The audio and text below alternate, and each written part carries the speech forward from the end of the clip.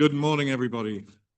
Welcome to this meeting of the Licensing Committee. I'm Peter Fisher. I'm chairing this meeting this morning, and we are going to meet under the Licensing Act 2003.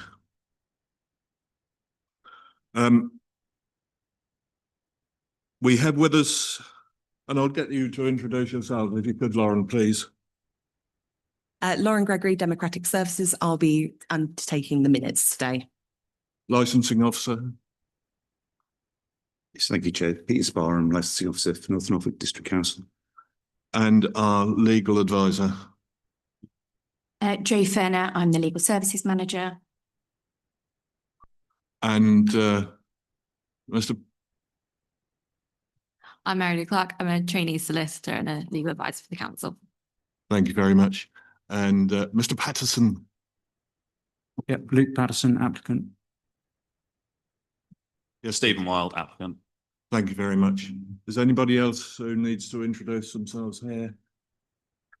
Objecting speakers, please. Leslie Marsden, objector. Chris Marsden, objector. Thank you very much. I'll be calling you at the appropriate time, which I'm going to get a nudge for, apparently. Right. Have we got any apologies for absence? None, Chairman. One of the objecting speakers is unable to attend today due to ill health, and I believe a statement has been prepared, which will be read by Mrs. Marsden. Thank you. And declarations of interest, just to say that obviously we all know Luke Patterson in his role as District Councillor for Haysborough, and that we'll conduct this meeting as we would normally and consider all points to determine the outcome. I've personally attended Canal Trust events at this site, so I just point that out. Right. Now we go to the legal advisor to explain the procedure. You've got procedure as part of your report and the agenda, so I'm not going to go through it word for word. Broadly, it will be the licensing officer to put their case through first, and then all of the other parties will get the opportunity to ask questions of the licensing officer. After that, it will be for the applicant to do the same. And again, with all of the other parties able to ask questions. And then after that, it will be for the objectives and they are present to make their statements of cases. And again, will be subject to questions by all the other parties. There will be the opportunity at the end to sum up all of the parties, but in reverse order. That is only a summing up. It's not the opportunity to add any additional information. So just a brief overview. Once that's all done, the members will retire to consider their decision. Sometimes, and it does say in here that the decision will be notified on the day because we've got quite a lot of the end of the day. Not very few the parties will be advised of the decision and the reasons in writing within 5 working days after the hearing. And any legal advice which would ordinarily be given to members during their decision-making process, which would normally be announced publicly, will be appended to the decision notice. And then, so I think that's it, Chair, really, in terms of we'll just run in order as we go. Okay. Right. You're up, Peter. It's the licensing officer will give us the case for the council, please. Thank you, Chair. This hearing is to determine an application for a new premises licence made under Section 17 of the Licensing Act 2003 by Bindwell Limited in relation to the glamping site at Dilham Hall, Oak Road, Dilham, NR 28 9 PM. The application was received by the Licensing Authority on the 2nd of April 2026. A copy of the application can be found in Appendix A, pages 35 to 55. The premises forms part of a diversified farm business and comprises of 13 glamping pods within one field inside the proposed licensable area. The application also proposes weekly beer and pizza style pop-up events in an additional field. The site plan and location can be found Annex B, pages 57, 58. The application has been subject to the statutory consultation period prescribed by regulation. It was advertised in the Just Wroxham and Coltishall newspaper on 15th of April 2026, and a blue notice was displayed at the entrance to the premises for 28 consecutive days. The original application sought permission for the following: opening hours 24 hours, recorded music Monday to Sunday 0900 to 2300, performances of dance Monday to Sunday 0900 to 2300, and sale of alcohol on and off the premises Monday to Sunday 0900 to 2300. Following representations from the Broads Authority Planning Department, the application was amended so that all licensable activities would take place between 1000 hours and 2200. The application outlines steps intended to promote the licensing objectives. These can be found on pages 47 and 48. Any premises license granted would be subject to the mandatory license conditions set out in pages 13, 14 and 15. Any premises license granted would also be subject to conditions consistent with the operating schedule and the notification of amendment as set out in pages 15 and 16 and Annex D, page 125. This subcommittee is required to determine the application following the receipt of 25 representations from other persons. These representations can be found in Annex C, pages 73 to 123. The relevant issues relate to public nuisance, public safety, and the prevention of crime and disorder. As outlined previously, a representation was also received from a responsible authority, namely the planning officer from the Broads Authority, which resulted in an amendment to the application. The relevant email exchange between the applicant and the planning officer can be found on pages 61 to 63. No other representations were received from responsible authorities. Environmental Protection proposed 2 conditions, which can be found on page 17. The subcommittee will be aware when determining this application, it must confine its consideration to the promotion of the licensing objectives. The licensing authority must have regard to the written and oral representations. Its statement of licensing policy published under Section 5 of the Licensing Act 2003 and the guidance issued by the Secretary of State under Section 182 of the Licensing Act 2003, most recently revised in February 2026. The licensing authority must carry out its licensing functions with a view to promoting the licensing objectives, namely the prevention of crime and disorder, public safety, the prevention of public nuisance, and the protection of children from harm. In determining this application, the subcommittee may take such steps as it considers appropriate for the promotion of the licensing objectives. The subcommittee may grant the application subject to conditions relevant to the promotion of the licensing objectives, or refuse the application. There's a right of appeal against the decision by the subcommittee to the Magistrates' Court within 21 days. This is available to any party aggrieved by the decision.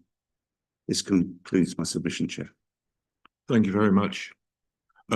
We now have questions, and we'll start with this triumvirate of a committee here, and then we can go on to legal, and to Mr. Patterson can all ask questions of you, only you at the moment. Are the objectors allowed to ask questions? If they wish, but it must be confined to what's in the report. They'll have the opportunity, everybody will have the opportunity to present variance later. Sorry, Chairman, can you put the microphone on? I can't hear you. The objectors will also have the opportunity to ask questions as well, but the questions must be confined to what's just been in the report and what's been spoken about. Everybody else will have the opportunities later in proceedings to present their case. So firstly, I'll ask Kevin to start us off with some questions if he has any. Yeah, I just wondered what, found the actual application of. Sorry, Sorry. Phil, and Yeah. to Peter, not to the. Yeah, I just, my question really is, I found it a bit vague in terms of I want to know what the proposed license is to cover. I would tend to agree with you. So it is non-specific, and hopefully the applicant will be able to expand on what was actually down on paper. It's really my question at the moment. Okay. Martin? I'd like to ask who the potential customers are going to be. Is it just is it going to be public as well as those using the glamping pods, or is it just or is it going to be fairly restrictive numbers wise? I think they're probably questions for the applicant rather than the licensing officer at this time. I'm sorry. As far as that is there ways of controlling the numbers in that respect? Again, I think it's would be up to the applicant to actually expand on what's proposed. Right, and I've got a question. I don't think we've got too many questions for you, Peter, but the amendment brought about by the Broads Authority's intervention, what was that? It was basically run so that the application would run along the lines of the planning permission that had been granted originally when the glamping site came into being, Right. which was everything to be ceased by 11 o'clock. Sorry, bear with me. Yeah, between 10 and 10 So and that 10. so that was their intervention, was the time. That was their intervention, yes. Right. Okay. Legal advice, have you got any questions at the moment? No. Not for the licensing officers, no. And objectors, do you have any questions for the licensing officer at the moment? Is that Tom? Yes, and just bear with me. The original application boundary for the glamping pods isn't the same as the one for the licensing application. And I'd like to understand why that's the case, and are the activities going to be extended from the original planning application boundary? Again, that is not something I can answer. The applicant will have to answer that in due course and be subject to those questions. Yeah, I think when Mr. Patterson presents his case, we can ask him those questions. Yes, indeed. Thank you, Chairman. Yes, I've just got one procedural question, and that is with regard to the amended application.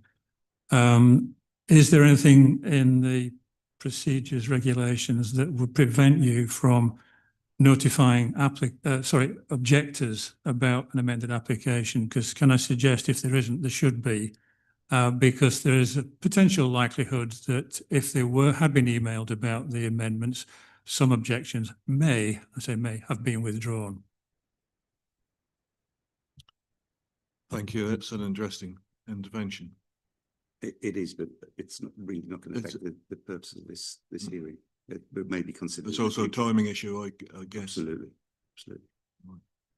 If there's no more questions for the from the legal advisors or from anybody else, I think we can go on to the applicant's submission.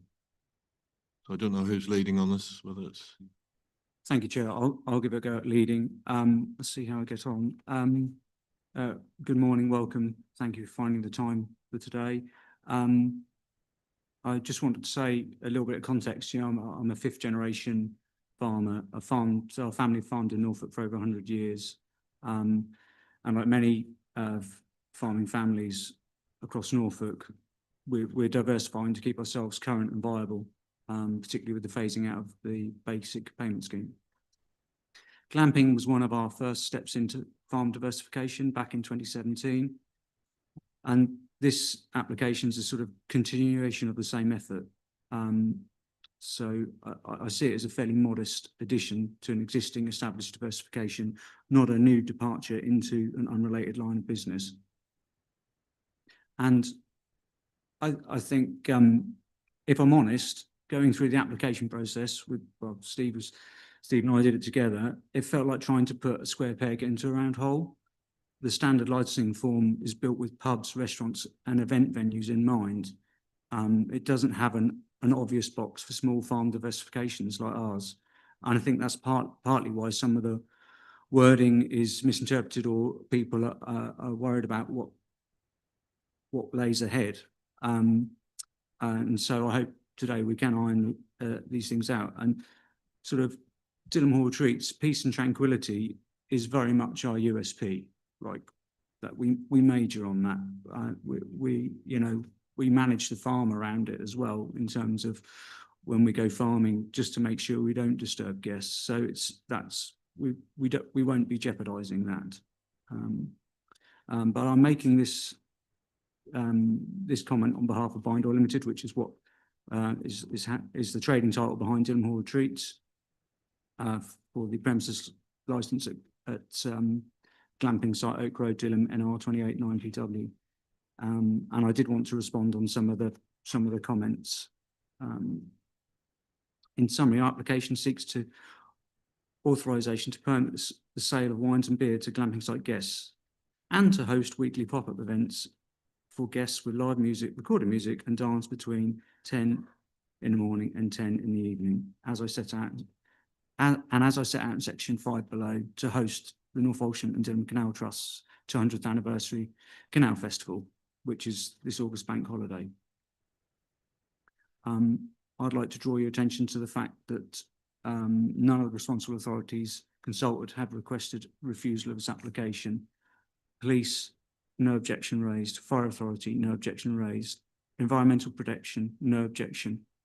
Broads Authority initially raised concerns, but after talking to them, they withdrew their concerns, just showing that we did work with the Broads Authority on what they wanted.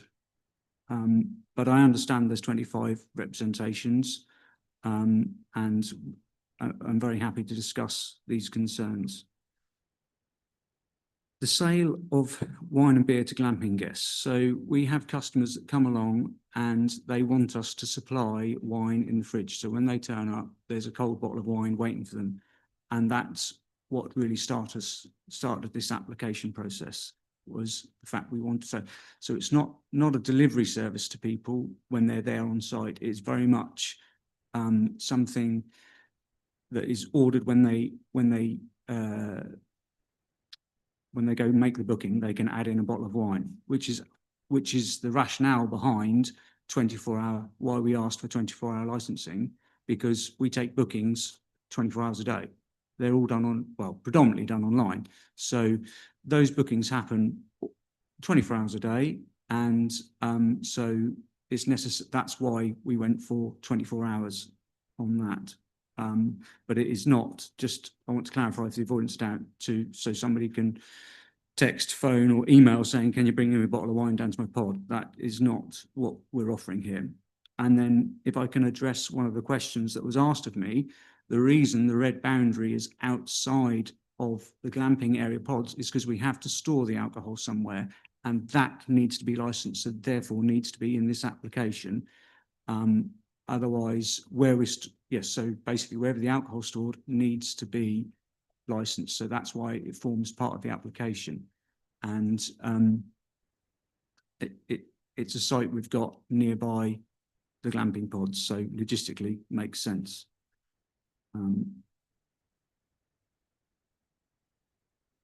Bear with me, please.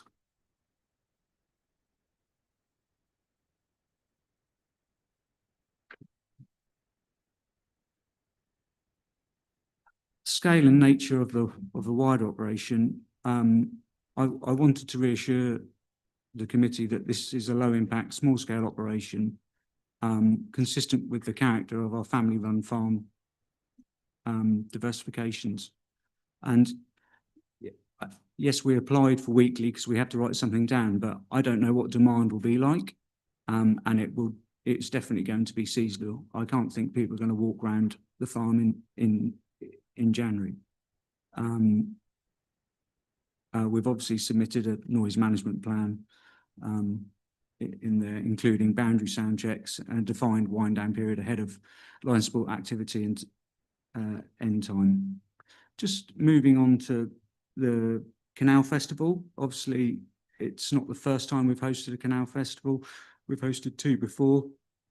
I actually attended my first one, which was held by the neighbours, John and Sue, over 30 years ago.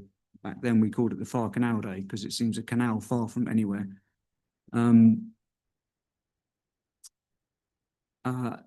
We previously have applied for a TENS for this, but that caps us at 500 people, and that we got very close. I can't remember the last one we hosted, whether we turned anybody away, but I remember I think we got up to 490 and we were clicking people out as well as clicking people in. And it's, I don't know, just take away the need for that management at such a fine detail and worrying about getting it wrong. So I thought, while we're applying for a license, we might as well wrap up for the Canal Festival so we don't have to apply for TENS and have a cap of 500. So, and like I said, we've hosted 2 pretty successful Canal Festivals. We haven't had any, I'm not aware we've had any noise complaints or any traffic complaints. Yeah, we operate a one-way system when we have the festival on. I've got a bit on public safety. Obviously, we're next to the water, so there'll be clear signage where the water's edge is.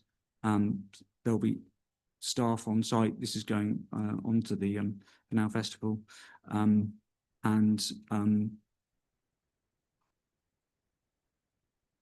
Yeah, no unsupervised access to the water encouraged, basically, so it will be staffed.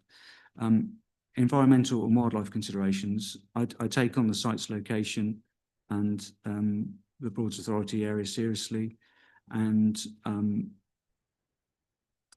they're now not objecting, and I remain committed to working within noise management plan and any further reasonable conditions that the committee wish to impose. I'd just like to point out that we are carbon negative. 30% of our farm receives 0 inputs, and the crop we do grow, maize, is grown predominantly on organic manures and receives no insecticides or fungicides. So I think we're very much at home with nature and look after the environment we're in. So in conclusion, I respectfully submit this application. Hopefully it becomes understood for what is intended for a modest, low impact addition to my existing clamping business diversification. And if we can have weekly pop-up events with food, wine and beer, meet the farmer, I think, yeah, that would be a good addition. There's obviously been representations, I don't know how many received outside of the window of consultation, and I've got one here, representation 12. I'm a regular guest at Dilham Hall Retreats and have just booked my 6th stay with them. We holiday as a multi-generational family and have always chosen Dilham for peace, beauty, tranquility it can offer. I'm writing in support of Luke and Louise's proposal to add small scale experiences to our holidays. Having met Luke and Louise several times and being a keen follower of their social media, I'm aware how much they value the quiet and tranquil experience of their holidays provide. I'm confident the proposed experiences such as Meet the Farmer will only enhance our stays and not spoil the peace or the environment. Providing guests with options for alcoholic drinks to be pre-ordered to the accommodation would be very useful. Supporting the annual Canal Festival would be a wonderful way to bring community together. Luke and Louise have a clear focus on sustainability and clearly love and respect their beautiful land. I feel very fortunate they allow us to holiday there. I sincerely hope that their proposed changes and licenses which they're applying are supported and granted, as it only enhance our holiday experience. I'll stop there because but there are several of that ilk. I think that probably concludes what I want to say. Thank you. Thank you very much. Have you anything to add? Right, well, we'll go on to questions for Mr. Patterson now. I'll start with you. Karen. I think some of them have been answered, but yes, sorry. Apologies for that. I think some of them have been answered, but just to confirm, the sale of alcohol is mainly to the glampers. And you talked about pop-up pizzas and alcohol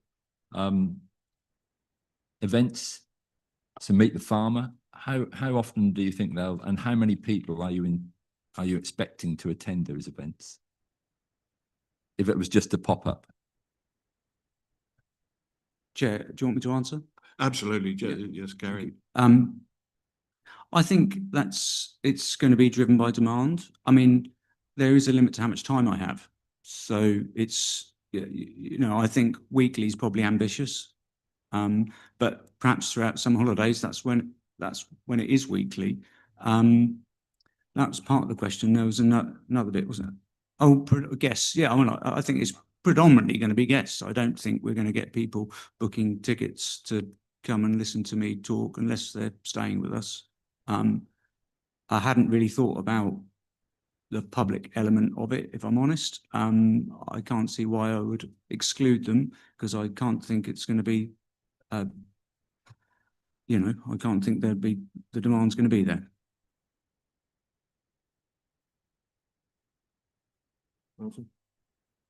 Good question. You were saying about the Canal Festival, etc. What sort of numbers do you think you'd be looking at? Because obviously you're saying you've got up to 490 previously. Is this going to go into massive amount of numbers? Because obviously if there's a license fully granted with 24 hours, that number could escalate quite large, and with outside entertainment, possibly the noise levels could be quite significant. How do you intend to try and deal with that if you can? Yeah, carry on, Luke. Just Thank you, Chair. backwards and forwards. Okay, all right. Thank you, Chair. Well, we'll have the noise policy in place, and that obviously that will be monitored. Numbers, I think, I don't see them going much higher than 500, but this seemed like an opportunity to remove that constraint we had. So I'd be happy with a cap of, I don't know, probably 750, to be honest with you, if you want to place a cap on the numbers. But I just think it's just another thing that the Canal Trust have got to manage on the day is people on site, and it'd be nice if we will still have a clicker because we want to know how we're doing for our own sort of benefit. But so I'd be happy to put some sort of cap in place. But the site's got constraints plus the peace and tranquility element. The Canal Festival runs from 10 till 8. 10 till 6 on the Saturday, 10 till 4 on the Sunday. So then we're not getting into the realms of the evening with either of those days. Thank you. The license that we're talking about here today is for indoor and outdoor. Is that just one of those things that you were talking about earlier? You've got no intention of having an indoor? There is no indoor. Are you? Correct, Chairman. There is no indoor. And no intention of having an indoor? No, there is no intention of having an indoor. Right. I notice in the some of the preamble here that you will need a personal license should this go ahead. Have you got a personal license? Chair, I do not. The application is in. Right, so you will just progress it as we go along, which I'm guessing would be the same for any of the other things that you'll need, designated premises supervisor and sound checks and noise checks and all those sort of things. Unless you get the license, you don't need it until such time as you do. I'm expecting that you would have to put all these in place. And are you happy to do that? Should we grant you a license? Chairman, absolutely, yes. Jill? I'm going to give everybody else the opportunity to ask their questions first, and then I'll kind of mop up at the end, if that's all right. Okay. Peter? Thank you, Chair. Just a quick query with the application. You have 13 glamping pods, but is that in the planning permission that you have? Because according to the planning permission that I've looked up, it may be dated, it's only shown as 10. Thank you for your question. We've got 2 planning applications. I was surprised the Broads Authority didn't notice that themselves. So how many is it? Oh, we have 13. Thank you. Where do you consider that any sales will be actually made if you have a customer who's booked a site and they've asked for a bottle of whatever? Where is that sale going to be made? Yeah, so we were looking at section 90 of the Act. Was it section 90 or 190? 190. And yeah, so the alcohol appropriation to the contract, the way I read this was it was the storeroom. So at the point the booking is made, effectively the server or the call center doesn't need to have the alcohol license, but where the alcohol is stored is, which is why we've put that extra red line round to allow for alcohol to be stored there. Does that answer the question? Where will that be?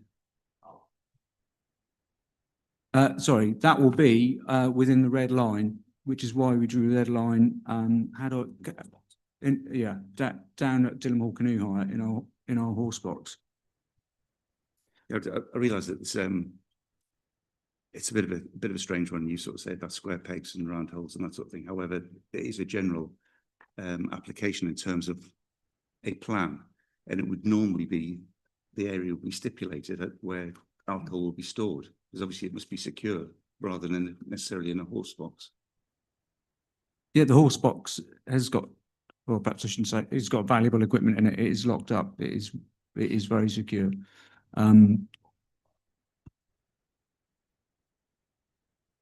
So, and that is in the red line. I can show you on a map if you want me to. I think the query more is why it wasn't actually stipulated in the first place, where it was on where it should be within the licensable area. Do you mind just asking that question again, please? Sorry. I was just wondering why the actual area where the alcohol will be obtained, sold, was not stipulated in the first place at the start of the application. I believe that's sort of the part of the square peg and round hole thing. I was part of obviously putting the map and things together.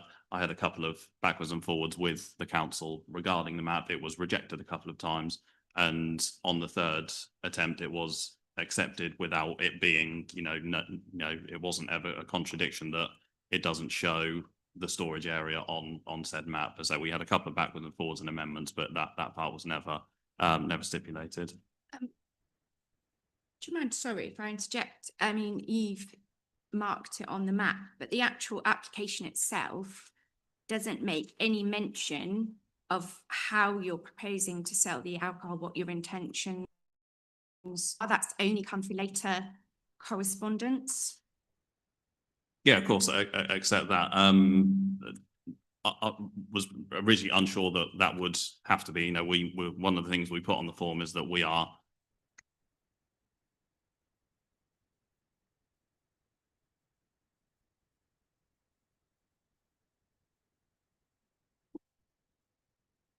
We weren't expecting, and I should have said that we weren't expecting, but having said that, we may all be leaving.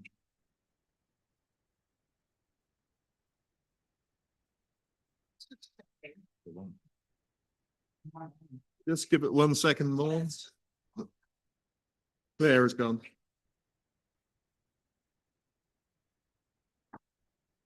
I missed that. Right. If you could all really, oh, we're okay. That was interesting, wasn't it? I was here many years ago, when I had to leave the building because of a fire, but that's another story. Where did we get to? Sorry, thank you, Chair. I'll carry on. So yeah, I'll start again.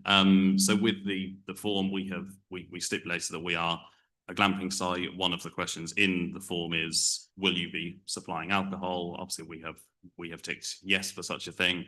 So that sort of in turn is that we are a glamping site and we're going to sell alcohol to our glamping site guests. So with the form, I didn't really know, detail of, selling beer and wine to alcohol to our glamping guests, I thought was almost a given, whereas, other things would need to be stipulated, such as the weekly, events, etc. But I didn't originally think that the sale of beer and wine to glamping guests needed to be detailed, as it was, it is covered off in those two areas. Could I ask you, if you've applied for on and off sales, where do you anticipate off sales being?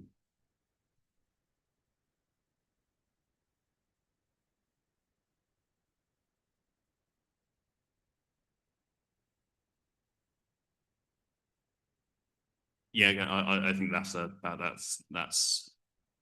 possibly is that, does that cover people going back to, if someone's attended the weekly beer and pizza event,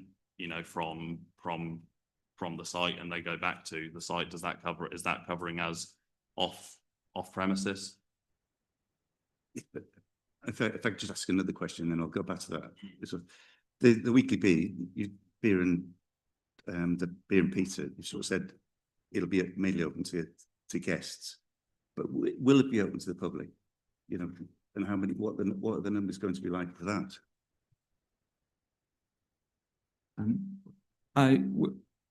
We've got a bit of.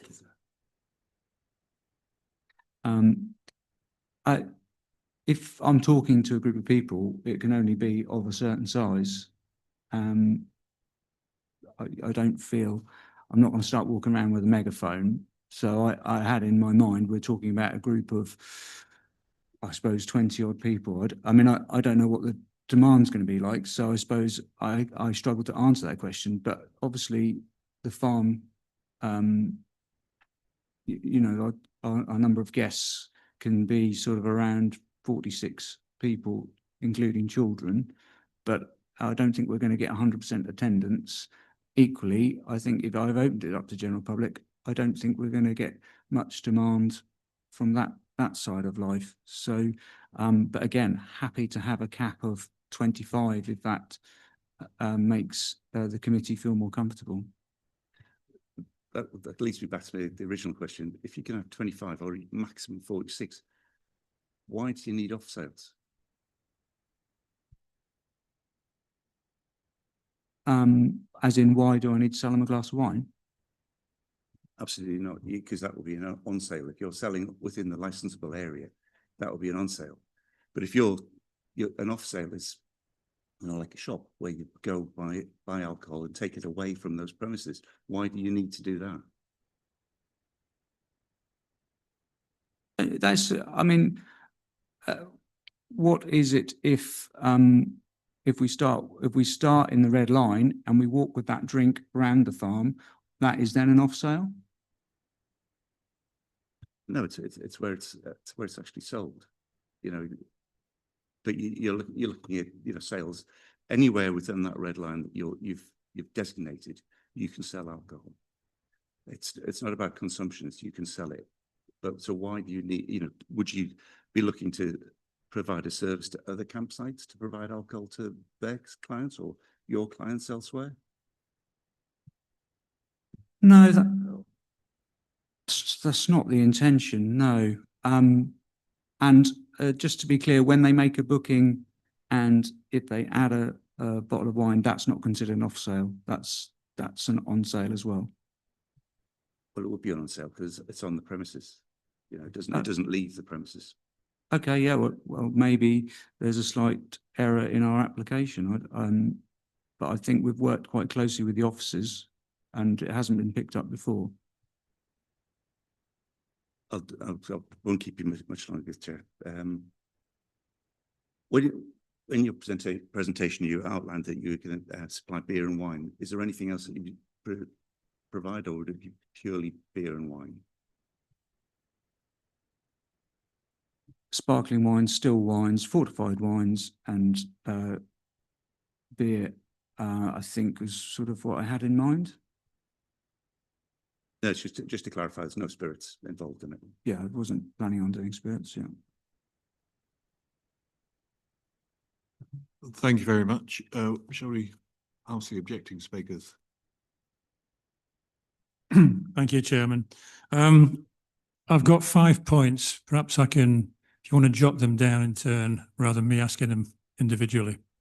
You began your presentation by saying, having some criticisms about the application form for the application for the licence. What was to prevent you providing a covering letter along with the application, setting out exactly what your intentions were? That may have answered a lot of questions that objectors have raised. It's certainly something that's been done, as far as I can remember, with planning applications, and I've been involved in those for many, many years. I don't see any reason why that couldn't have been the case on this occasion. That's the first point. The second question I've got is, you made reference to the other additional three glamping pods. Can you tell me where those are located? I presume they've been erected already and that you're applying for retrospective planning permission for those. The third point, and it's more an observation actually, is the storage facility that you've referred to being a horse box. I was on site yesterday and the horse box is in position. I don't know whether there's anything in it, but it was open, so it wasn't very secure. The fourth point is you've made reference to a noise management plan. Can we have sight of that, please, and so we can see exactly what it refers to? And the fifth point, I think it's quite important, is whether you intend to make any planning applications for this proposed use, because what it amounts to is a material change of use of the site to the south of Tunbridge Bridge Cottage. And if you are intending to sell beer, wine and spirits off-site, that amounts to a retail use, and you also need to apply for a change of use for that as well. So I'd like answers to those points, please. Thank you, Chris. Just remind me, what was number 2, please? Sorry. Where are the other 3 pods? On site yesterday, I could count the 10 you originally got permission for. That's fine. But I couldn't see where the other 3 were. I presumed they were to the south of the cottage, but that's screened by trees at the moment, so it's not possible to see into the site.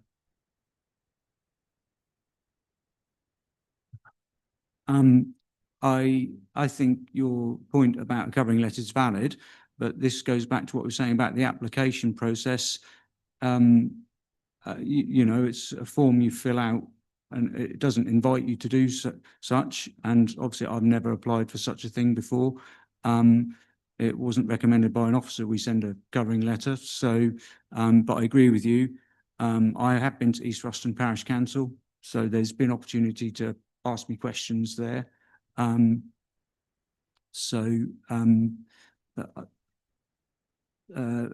other 3 pods are down at Broadfen, and they have planning permission. There's no retrospective needed. They have got full planning. Going to number 4, we had a member of staff on site all day yesterday. And the planning authority who's been consulted have not haven't got any objections.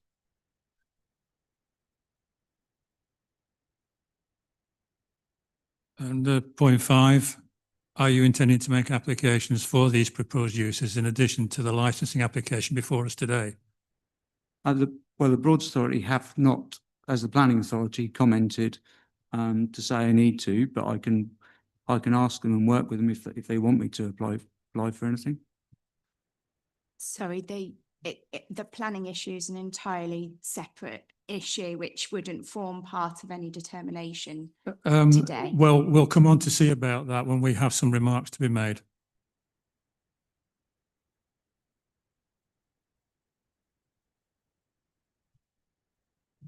Okay. Joe, I think we're back to you. Okay, sorry, there has been lots of questions.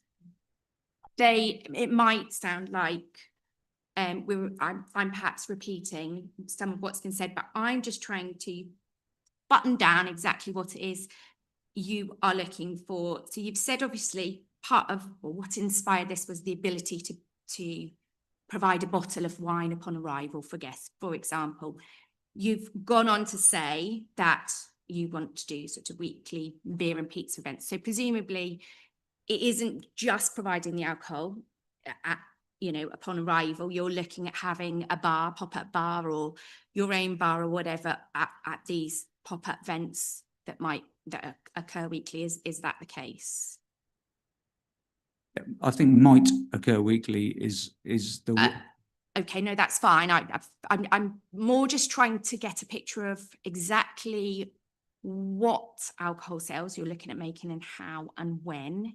We'll look at the how often after. So are we looking, so you would have a bar perhaps if you had a pop-up event, say on a Saturday, beer and pizza night. What does that look like? What does this pop-up event look like? Are we talking a pizza van, a mobile bar? What are we? Yes, I guess it probably is based around having like a converted horse trailer we can pull up to site and serve from. So a portable bar, sort of. Yeah, sort of, yeah. Okay. So is that how you're envisaging your sort of the weekly? I know you're not sure about the regularity at the moment, but that's what these events you're looking at, looking like a pop-up bar, a converted portable bar, perhaps a pizza van or some other food van with, are we, what else are we talking? Obviously you're asking for regulated entertainment as well.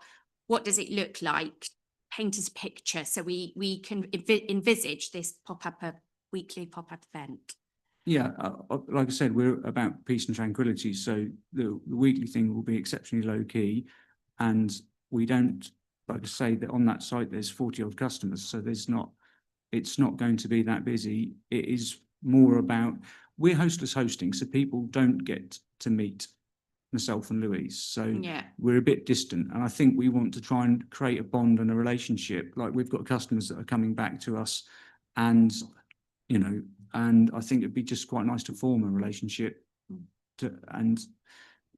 Occupancy last year wasn't great, and I think we're just looking at ways we can try and enhance our occupancy to just make the business a little bit more sustainable than it currently is, and I see this as a way to do it. Yeah, no, absolutely. Obviously, you've talked about supporting the Canal Festival. Is that the only large-scale event you're anticipating? Yes, it's the only one. We normally have a couple of corporate events a year as well. Due to funds, we're only going to host one of those this year. But I believe, but that's, yeah, at the moment they bring their own suppliers along, as it were. Okay. Sorry, bear with me. So generally, I appreciate you say that you're only anticipating one event, other than your Canal Festival and possibly one corporate event. Obviously, that isn't detailed. I appreciate your comments about the application, but it isn't detailed in there, the types of events that you're proposing. I do accept you mentioned the Canal Festival. Sorry, bear with me one moment while I find my other. So, I mean, a lot of the objections are based on noise, the fact that, as it is, you could have something every day of the week, every day of the year, if granted as applied for. And obviously, and I think, that is the concern of the people, particularly local residents, and I hear what you're saying, it doesn't necessarily fit with your ethos of peace and tranquility. But I mean, is there anything that you can offer or want to say that might relieve people in terms of that this isn't going to start off as perhaps something, beer and a weekly beer festival, and suddenly, it's escalated into you're having weddings and corporate events every weekend, for example. Although it may not have been a planning condition, this isn't about planning, but obviously planning would restrict me from doing that. I have certain PD rights that I can do certain things. We can camp for 60 days without planning permission, and we can host other events without planning permission within our PD rights. Yes. So obviously they would stop me from expanding beyond, and hopefully should allay fears that it's not going to happen every day, because we haven't got the PD rights to cover that without a change in, as was suggested, without changing use. Yeah. So we're capped there. Our PD rights are going to hold us back. So, obviously, what do we get? 28 days. So in terms of, that's probably a Friday through the summer and nothing through the winter. Okay. Just one final check. That's been dealt with already. So the regulated entertainment you're asking for, and again, that's, I think, we'll put it down to no on the form, because if we don't have an indoor venue, how is that, how are you anticipating that fitting in around what you're proposing? That's to cover the Canal Festival, because there'll be entertainment in It's just to cover the Yeah, Canal absolutely. Festival, Yeah, 100%. not as a weekly. But I don't know if there's space to put that on the form. It's kind of a yes or no document. And the Canal Festival, is that open? That would be open to the public as well? Absolutely, yeah.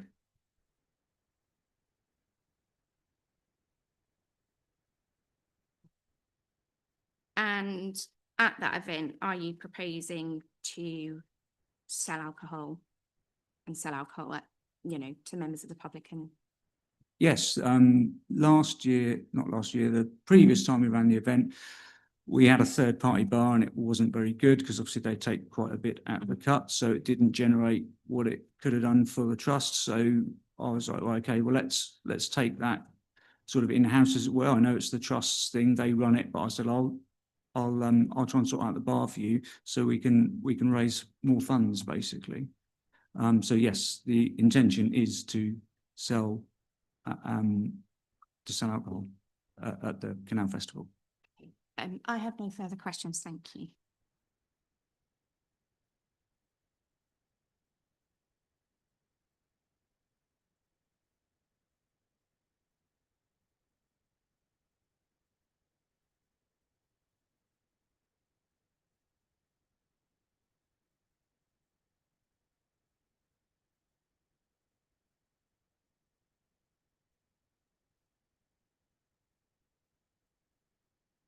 We don't have a set order of speakers, so I would suggest, as Mr. and Mrs. Marsden are present and they've already spoken, if they were your invited first speakers, Mrs. Marsden also has a statement from Mrs. Anderson. So however you wish for the objecting speakers to speak, and then for the subcommittee to invite or ask questions of any of those representations that are made. Right. Who wants to go first? Thank you, Chairman. Sorry, I'm not intending to hog this, but here we go. A number of points I want to make in support of our representations, which were submitted on the 27th of April. I know, first of all, from my letter that we had to write to the public protection team, and I'm keen today to find out to what extent the public are being protected from events or proposals such as this. First point I want to make. The second point is the noise condition was originally attached, is attached to the original planning permission for the glamping pods. Stated that it was, I think, in conversation with the planning officer at the Broads Authority, that in case there were any noise complaints on the site, on the glamping pods, which couldn't be resolved by telephone conversation, that a 30-minute time period was anticipated to deal with any noise complaint. That in itself suggests that there is no one from the proposed operation likely to live within the noise affected area if they're within or beyond a 30-minute drive time to the site. The third point is the Broads Authority officer stated in his conversation with the applicant that there will not be any significant disturbance. That was the phrase he actually used in his email. Definition of significant is open to interpretation, I would suggest, but this clearly indicates that there will be some disturbance.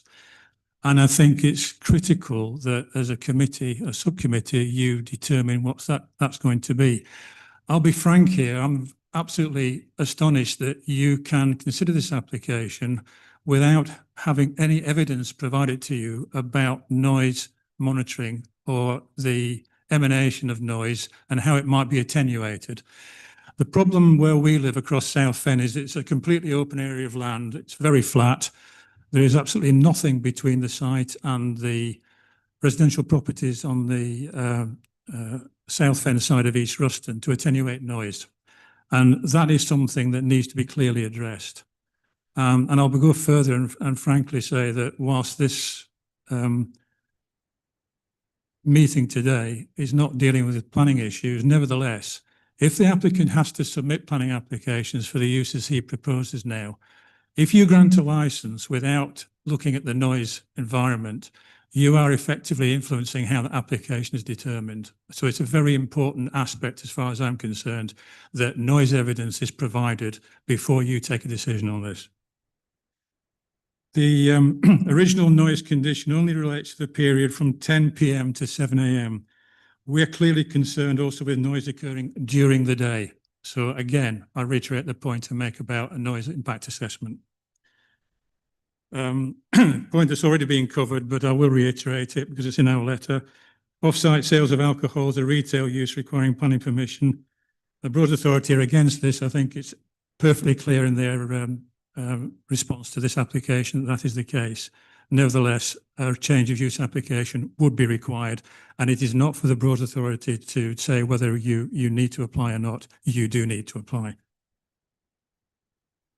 Finally, just back on the noise assessment, I think I've made it clear in our letter that we're involved with our village hall at East Ruston, which is an internal venue, and we do from time to time have music events and concerts, not very often.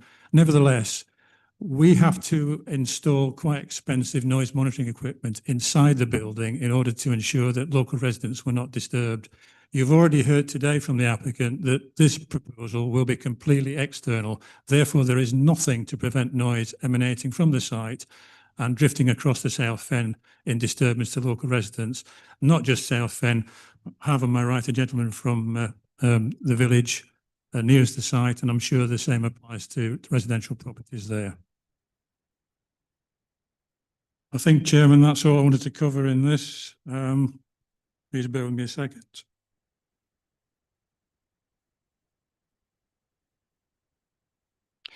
Yes, I did ask whether there was a noise management plan, but I didn't receive, I don't think, an answer on that one. If there is one, I'd be very interested to see it. Thank you. Thank you very much.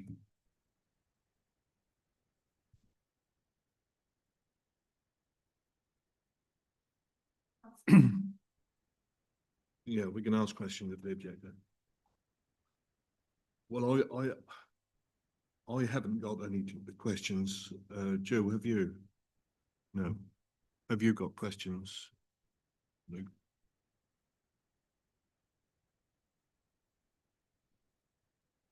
No, Chairman, I don't think I have got any questions. Yeah, thank you.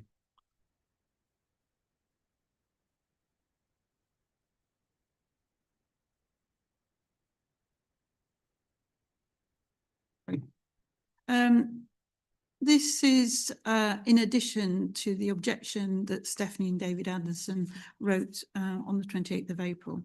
So this is a letter to the committee. I'm Stephanie Anderson and my husband and I live in East Ruston, approximately 1 kilometre due north from the Dillham glamping site. There is no barrier between us and the site, only low-lying fen. In our original letter, we stated our objections on the grounds of public nuisance, especially from noise. And I want to enlarge on that today. I cannot attend the hearing in person or by video link because of health issues. The place where we have lived for 24 years is quiet. It is not silent. There are traffic, machinery, children playing, but most of the time, folks show consideration for their neighbours, keeping their noise to a bare minimum. Underneath this, you can hear the wind rustling through the leaves, you can hear the birds, bees buzzing, deers barking, and you can hear yourself think. You can carry on a conversations at reasonable volume. It is very unclear from the documentation exactly what the proposed activities at Dillham will involve, especially in terms of the number of people attending. But in my opinion, a licence for amplified music, recorded or live in brackets, would be totally inappropriate. It flies in the face of all that is so wonderful about the place we're privileged to live in. The naturalist Ted Ellis called it a breathing space for the cure of souls, and the Broads Authority quoted that phase in its proposed objectives for the future management of the Broads. Even the website publicising Dillham Hall retreats talks of a quiet stretch of the canal. Enjoy the sight and sounds of Carr Woodland and Fen Meadows, the peaceful Norfolk countryside.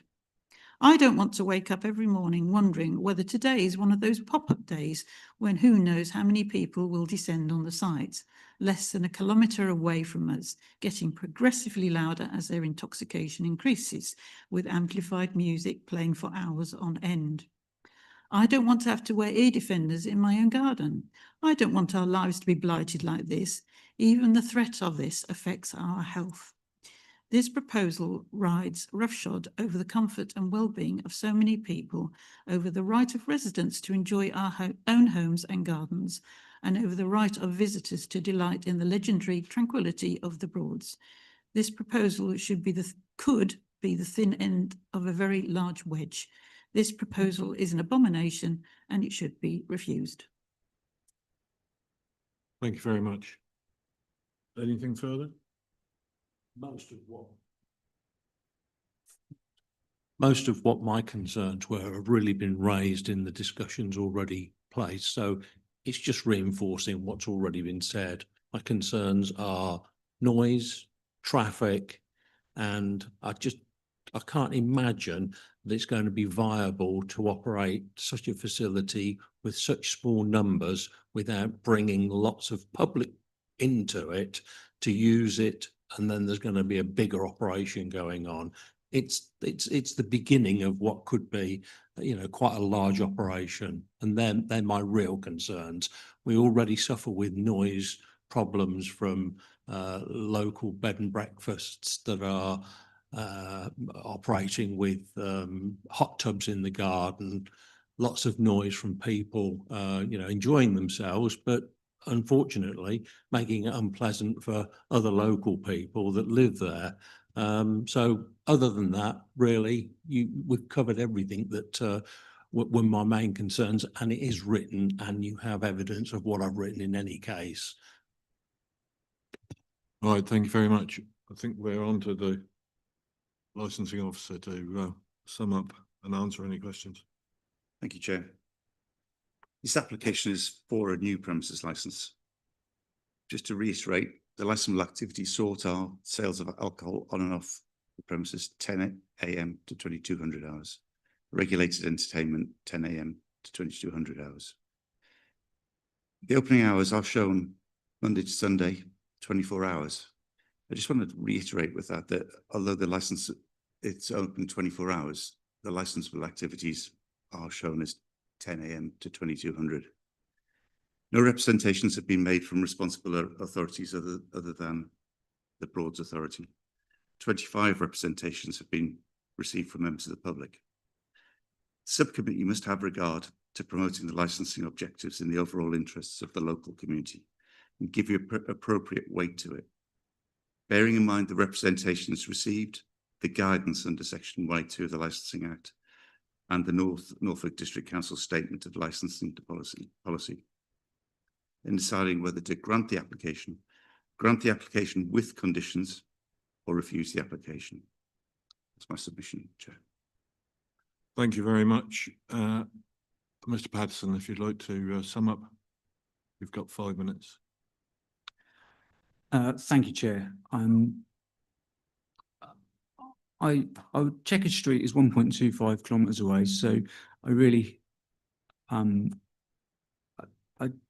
understand people are concerned about noise, but I don't see. I sell peace and tranquility, and I just don't see us deviating away from this. Also, the comment about not being able to justify it. But our main the first spend when you go on holiday is your accommodation, and that is the most important thing to us. We just want to enhance that a little bit. So we're not trying to run a Wetherspoons here. We're just trying to enhance our guests, that their stay, that they get to meet Louise and I, and in a very relaxed and formal way to do it, and we get to sell them a drink.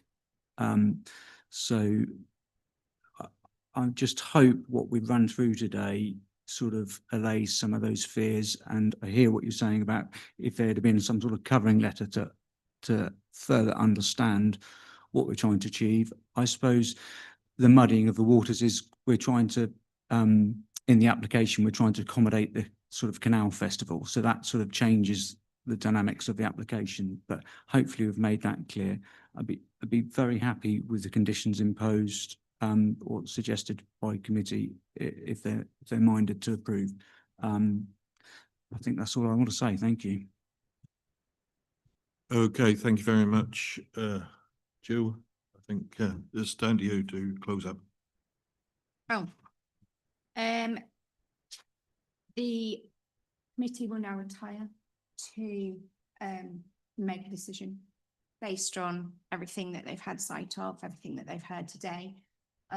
Myself and my colleague will be in attendance in that during those deliberations. Just for clarification, that is not in any way to get involved in the decision-making process, but simply to provide legal advice that they may need, and to potentially help formulate the decision so that it's a legal decision. As I said earlier, we won't return today to let everybody know what that decision is. That will be notified in writing afterwards. And any legal advice that myself or my colleague have given to the committee will be appended to that advice. So for transparency purposes, on the basis that, you know, we won't be reading out the decision in the committee. I think that's everything, unless there's anything else. Right, thank you very much. We will now adjourn and go and consider all the points, and thank you everybody for all your comments and interventions. It's been very useful. Thank you for the time to come here and help us with this. We will be going through and deliberating on this application, and it's quite a difficult one. Nothing comes before us that isn't difficult. So we will be trying to sort that out. As I say, thank you very much, and we will see exactly what we have come up with in due course. Thank you.